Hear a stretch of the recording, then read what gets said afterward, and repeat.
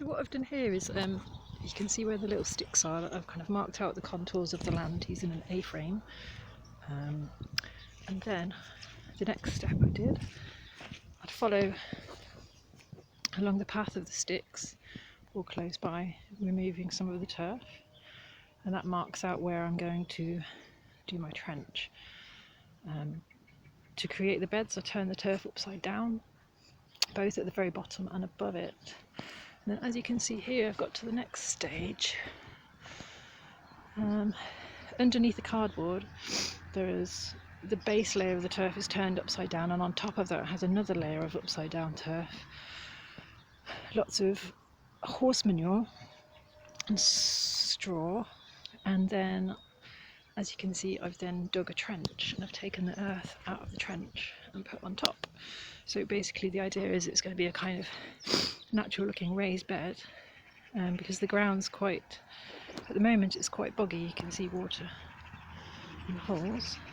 However, if you think about last summer when we had a drought, I'm hoping that somehow, as well as draining the field during the wet seasons, somehow my trenches might also actually retain some water in the summer.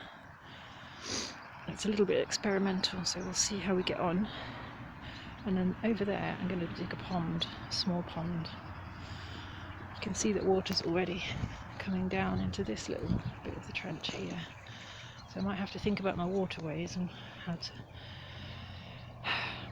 where to make it flow, because I'm trying to do two things at once, both drainage and water retention, which are kind of contradictory, but there might be a way of doing it. I've got a bit of an idea that if it does get very dry, I can sort of block up the trenches slightly to hold water rather than allowing it to flow down. So we'll see how it goes. So this is my plot from the other side. Over there is a little orchard, tiny little fruit trees. They're not mine, obviously. These were little fruit bushes that were already here. Need a bit of tidying up. A couple of small apple trees. Anyway, so this is how far I've got with my raised beds, or if you want to call them berms. Not quite sure. As you can see, my trench is already filled up with water, but that's because at the moment it's kind of blocked, it's not flowing. I'm really liking the idea now that I could potentially either block it or allow it to flow out, depending on the conditions. So anyway, just show you underneath this layer. I put lots of horse manure and bedding. It's a little bit fresh, but it's quite, you know, it's underneath several layers, so, and it's got a few more months to kind of decompose, so hopefully it should be alright. Anyway, so that's that, but I've started digging the pond here, and a bonus, I've actually hit pretty much pure clay, which is perfect for a pond.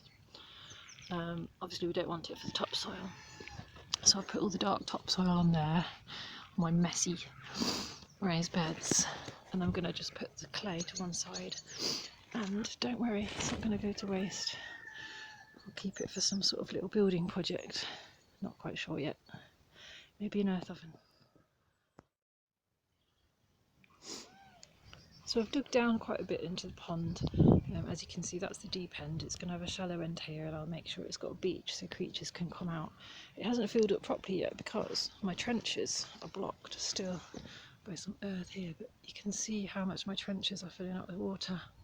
That one's not dug yet on that side, but yeah, so there's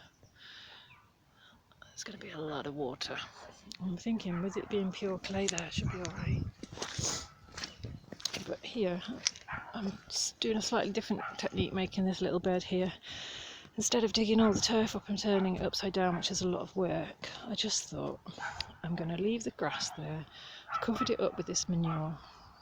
I'm then going to put a very thick layer of cardboard on top of that, and then probably more layers of soil and manure and straw on top. And it's okay, eventually the grass at the very bottom will just die, and it's not a problem. It actually doesn't take that long to happen, so we'll see. There you go, and a little dog barking at me over there. So now As you can see, my trench isn't quite as full of water. It's not flowing. I don't really want it to flow too much. It's about a balance, as I said before. But I've opened it up and look, my pond is already filling up. This little bit here hasn't been dug. I've got another inflow trench coming down here. And there's my little pond. Completely natural. It's already filled up quite a bit. I imagine with a bit of rainfall or something it's going to really fill up.